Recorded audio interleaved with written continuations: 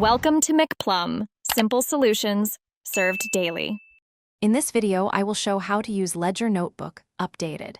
Start by picking a sturdy notebook and labeling the first page as an index so you can find sections fast.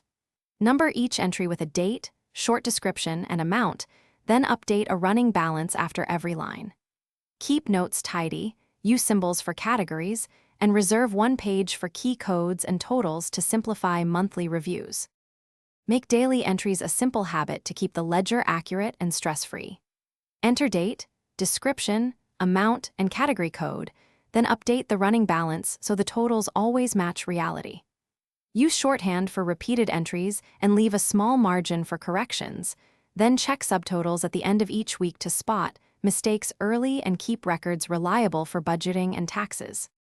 If you're enjoying this guide, please subscribe and like so I can keep making useful updates.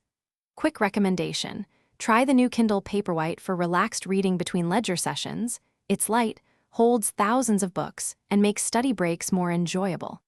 I find it perfect when cross-checking reference materials or tax guides during ledger work. Check the description for the link and other deals, and now let's get back to the video. Organize your ledger with tabs or colored edges to jump to months without flipping endlessly. Photograph important pages each week and back them up to a secure cloud folder so paper damage won't erase your records. Keep a simple archive log stating where each physical notebook lives, and review archive totals quarterly to ensure continuity and spot long-term trends for planning or tax purposes. Thanks for watching. Stay juicy and subscribe.